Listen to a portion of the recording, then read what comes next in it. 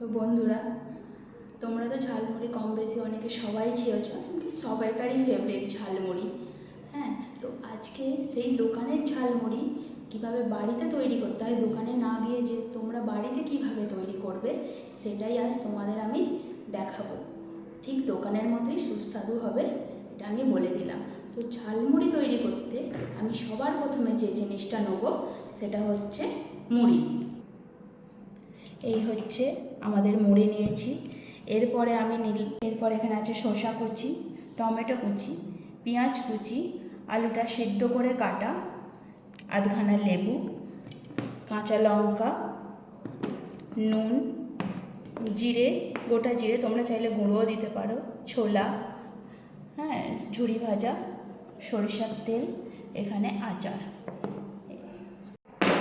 তো ঝালমুড়ি বানাতে এই মুড়ি নিয়ে নিয়েছি। এবার এতে আমি শসা কুচি দিয়ে দিলাম,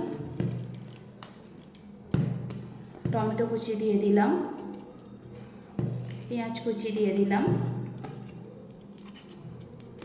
আলু কুচি দিয়ে দিলাম, পরিমাণ মতো কাঁচা লঙ্কাগুলো দিয়ে দিলাম, জিরে দিয়ে দিলাম, ছোলা দিয়ে দিলাম,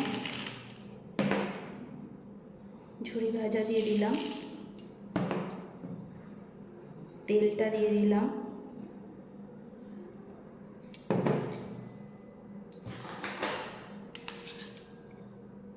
আচার দিয়ে দিলাম প্রায় 2 চামচ, যেহেতু আমার মুড়িটা একটু বেশি, তোমরা পরিমাণ মতো দিয়ে দেবে।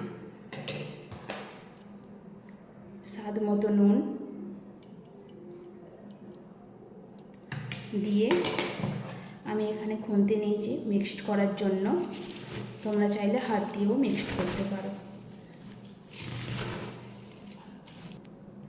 তো এবার আমরা লেবুর রসটা দিয়ে দেবো, মুড়িটা মাখা হয়েই এসছে।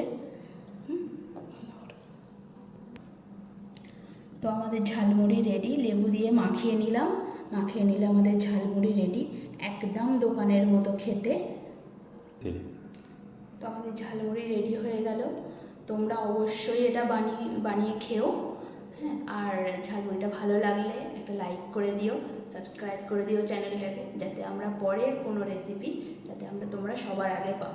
আর এরপরে কোন রেসিপি তোমরা চাও আমাকে কমেন্ট করো।